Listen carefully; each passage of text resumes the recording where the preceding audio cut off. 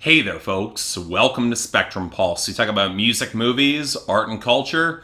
And today it's a big one you've all been waiting for, the new surprise album from Eminem, Kamikaze. I'll admit I was afraid of this happening. I honestly didn't even expect it to happen, because while there's always been some blunt, self-aware commentary in Eminem's work, even with regards to his previous albums, the fallout coming out of Revival was particularly concerning. It didn't look like Eminem was taking it well, and I honestly just hoped that M would leave it at the remix of Chloroseptic and just move on. Or maybe hunker down the studio with Dre to cut together a sharper, more experimental project. Or heaven forbid, get out of Detroit for a little bit so he could take in the cutting edge of modern hip-hop and start really pushing the gauntlet again as an artist. About the last thing I would have wanted him to do is build an entire album as a response to critics and the media, because it's not like it's the first time he's done it. I've always read Encore as a layered artistic immolation, intentional self-sabotage of his curdled legacy, even coming off of 3 notable classics, and Recovery was explicitly framed as a response to the underappreciated Relapse, and somehow wound up being even worse in retrospect, to say nothing of sounding dated as all hell nowadays. But Kamikaze, it looked to be something somewhat different but also familiar. A surprise album framed as a response and a return to form for Eminem, burning down everything and everyone in his path in acrid contempt for a mainstream hip-hop sound that threw him and Revival aside, with little of the sales and critical acclaim that he's gotten in the past, with features both from Joyner Lucas and Royce da 5'9", but also hooks from Jessie Reyez, about the last person I care to see hop on a hook for Eminem, given her barely adequate and depressingly conventional pop vocal timbre. This was an album that designed to court controversy, with an impressive number of names getting dropped, something I actually wanted in Revival, so I'm beginning to regret that, and all sorts of insults getting thrown that all had the feeling of Eminem taking the critical rejection of Revival, really the critical indifference towards Revival, way too seriously, and we're still not learning the lessons of why that album didn't really work. But again, I'm an Eminem fan. I'm a defender of his. I have been for years, decades even, so I wanted to give this project its due time to sink in. This is not an immediate review. I've heard it lots of times. Hope it can rise above its questionable origin.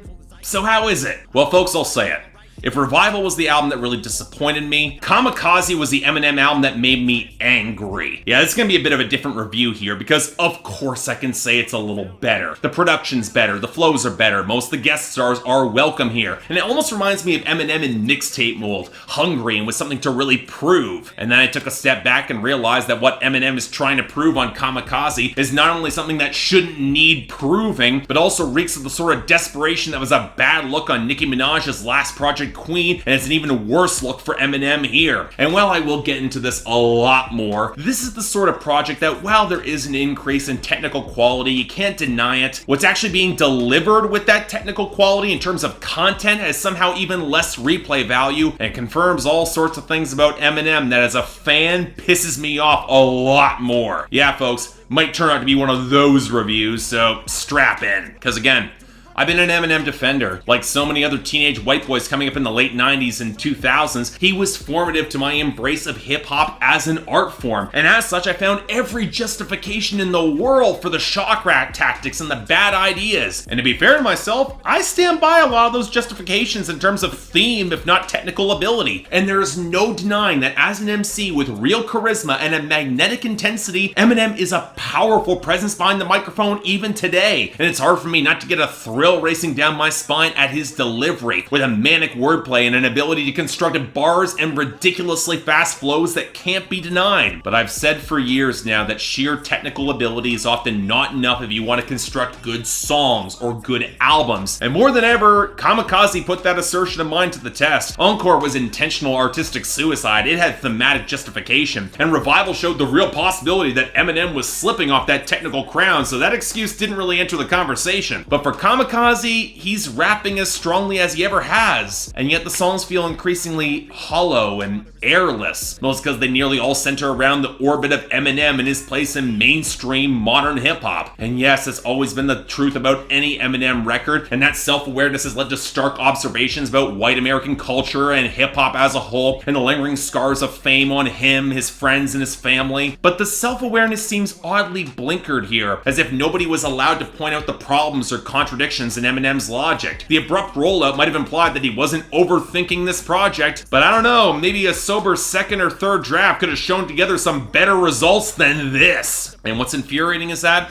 when it's juxtaposed against points from Eminem, I genuinely agree with some of them. If you've been watching me at all, you know my general disinterest or dislike in the by-the-numbers trap and mumble rap soaked in lean and drug addiction and stealing your girl with no coherent or consistent subject matter. But is Eminem honestly going to act like incoherent songs weren't an issue for him on either Shady 15 or Revival, which didn't have the excuses of murderous irrationality or humor, or that his early work wasn't swimming in drug abuse, even glorifying it at points? And of course, nobody is denying that Eminem didn't inspire lyrical greats working today, although how on earth he puts Big Sean in the same category beyond Detroit affiliation is beyond me. That's a different conversation. And I do think that that's a net positive for hip-hop being lyrical as a whole, but it's very telling that one of those that he references is Logic and Hopsin, who in recent years are garnering the exact same reputation of overwritten bars and underthought content, especially on mixtapes. And while I don't mind Eminem having a go at Drake for ghostwriting allegations in hip-hop, hell, I've been doing that for years now, even more so in 2018 after the Pusha T beef, you could very easily say that Eminem's brand of collaboration with folks around Shady Records shares similar roots in artistic crossbreeding and muses, or at the very least reflects a one-sided relationship with anybody that he signs. Stepping Stone's arguably the biggest example of that, where Eminem tries to lay concerns to rest surrounding D12's failure to really explode in the early to mid-2000s after some real hits, and then absolve himself of any responsibility to pass the past. And while the situation is probably too fraught with complications, especially in the aftermath of Proof's death and Eminem's own drug problems, even with the acknowledgement that D12 wasn't really on Eminem's level, the fact that he wasn't effectively able to elevate them in the mid-2000s, that's a blemish on his record, which even he acknowledges in the song. Although it's very easy for you, M, to call it water under the bridge with the massive string of success you had. And it's the same deal with Royce.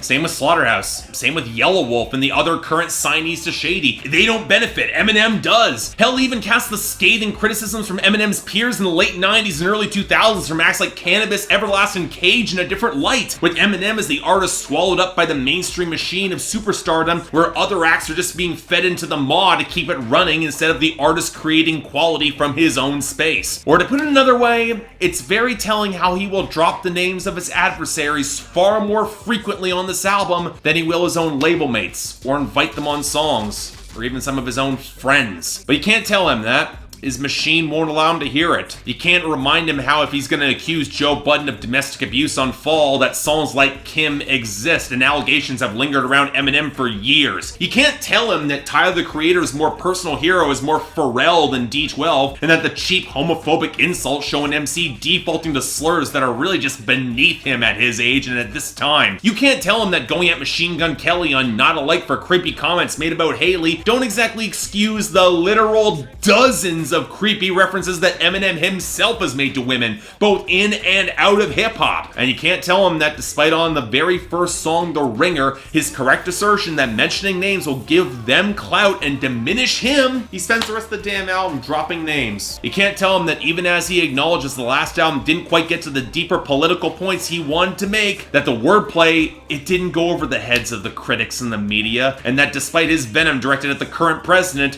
he's just a step away from calling out fake news in order to dismiss the critics. And yet again, there is a part of me that absolutely gets it, because just like Nicki Minaj, Eminem is clearly enraged that his technical skill is not leading to the popular and critical accolades he's been told by his machine that he deserves, and you can watch him struggling to figure out why he's not getting them. But you know what, on some level, even as a fan for decades now, I'm done giving him a pass. An artist like him with unquestioned skill, multiple classic albums, and an established legacy under his belt should not sound this insecure and flailing. And whatever industry cretins who have been sealing Eminem away from collaborators who could challenge him on content or production and make him better, or not helping elevate his crew instead of just focusing on the star, or preventing him from just living his life to refresh his experiences and his network, those enablers need to be set on fire. Repeatedly. But on some level, it all just circled back to Eminem. Because a hip-hop superstar, a true hip-hop superstar in this lane, knows how to move and last in this industry. I'm not giving him a pass, again, and him trying to blow apart everything and everyone in a mad suicidal rush, even if it is self-aware, it raised some really ugly questions about his judgment, especially when we get into the other artistic choices on this project, most of which show a gross amount of recycling, which is one of the fundamental issues with Revival that wasn't fucking fixed. Yes, I'm happy that Royce and Joyner Lucas are here, and both their contributions, they were solid. Unquestionably the best songs on this album, I won't deny that, but they don't have a lot of chemistry with Eminem, and if he wants to get away from a past that didn't work, maybe a good step would be ditching the confused, jealous, and increasingly unjustifiable relationship songs, especially if the only singer he can dredge up is Jessie Reyez. And then we got the production, and the uncredited hooks, where Justin Vernon has already protested about his hook getting added to Fall, but what blows my mind is that this implies that Eminem has somehow heard Bon Iver records and somehow retained no inspiration from them. But what I find genuinely enraging is how there were problems carried over from Revival that were somehow not fixed here, especially in the production. There is no fucking excuse for a rapper who claims to be the greatest in the world to have such sloppily mixed and mastered beats. The clumsy lo-fi hook on the greatest, the grainy and tinny synths behind Normal, the horribly mixed female vocals on Stepping Stones, the demented squonking but oddly thin backing track behind the title track that's interpolating Fact, a song that many people have rightly considered Eminem's worst ever song. And that's where we get the track sequencing, which is just sloppy, no way around this. Why in the nine hells did you place your Paul skip with only one song in between them, You Calling Back, and that song has nothing to do with the narrative arc of your album? Hell, why are any of the relationship songs on this project, they don't fit here? Hell, I cut out the last 3 songs in the album, period. Not because I can't stand Jessie Reyes' voice, and Eminem has retread this material dozens of times before. Half because the song for Venom feels like glorified soundtrack filler with way too much stuttering coming from him, and it leaves points that you're trying to make feel unfinished off the album and distinctly unsatisfying. I mean, that's it? That's all you're giving us? And it's so obvious that those songs are label concessions and compromises, that some analysts didn't want this to be all dissatisfied and desperate. Yo, fuck that! The greatest rapper in the world should have the ability to overrule his handlers and deliver all fire. So you know what? Cut the last 3 songs. Cut Normal. Cut the petulant skits. You don't need them. And you know what? I'm not sure I would call this good, but I might be able to call it cohesive. Maybe. But at the end of the day, I could copy-paste my concluding statements from my review of Revival and it would feel just as appropriate. Because so little has changed. A faded titan entrenched in a hall of mirrors. Only this time the mirrors are starting to crack a little bit. And he can see just enough outside to piss him off, but not enough to really break free. And I'd love to step up here and say that this record's a suicidal commentary on artistic hypocrisy, with Eminem intentionally destroying his relationships and career in the same way that Encore was. But at least that album had reflective moments in between all of its trolling of the audience. With Kamikaze, the insight's half-formed. The humor is gone, and Eminem's artistry has turned into an Ouroboros that might make for a quick shot of adrenaline, but it's got shockingly little staying power. And I'm not Joe Budden to say that Eminem has not made records of substance in this decade. I still hold up the Marshall Mathers LP2 as one of the best albums of 2013 to this day, and he's had scattered moments of brilliance in the 2010s. But that, if anything, makes me even angrier, because if there's an artist who needs to get the fuck out of his bubble and ignore those who have artistically stifled him for the sake of feeding his money-making machine, it's Marshall. He needs to get out of it. So yeah, 4 out of 10, no recommendation. And M, critical backlash should not be your muse anymore. At your age, it shouldn't be. It's tired, it's stale. And I want to believe you're a better artist than this. I've been a fan of yours for decades, man. I want to believe this. And I mean, there will be some people you'll never win back with any project. A lot of hip-hop journalists, you burn those bridges. And I get that. And for me, you know what? I don't even know. We'll see. So yeah, thanks a lot for watching. I'd like to like and subscribe. I'd be more than grateful. Yeah, I got angry in this review. That's because Eminem is a better artist than this. This happens when you have an artist who is formative to your experience and understanding of a genre of music and gets you into it. And then he becomes like this when you realize you've heard so much more, and it's so disappointing.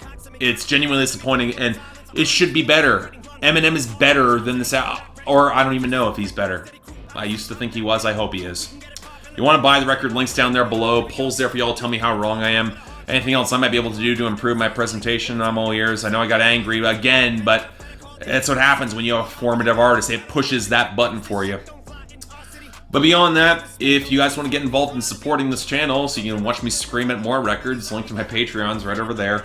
Or 3 times a week you guys get to vote on my schedule, and once a week for the higher tier contributors, you guys get to add albums, movies, or even a top 10 list to that schedule.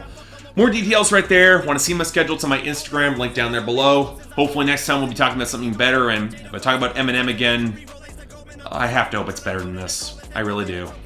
Till then, I'm Mark. You're watching Spectrum Pulse. And I'll see you next time. Invisible with the pen, I'm at the pinnacle, a sick individual, stick my dick and put the tip in the minimal, and fucking these syllables, I let them look on my genitals.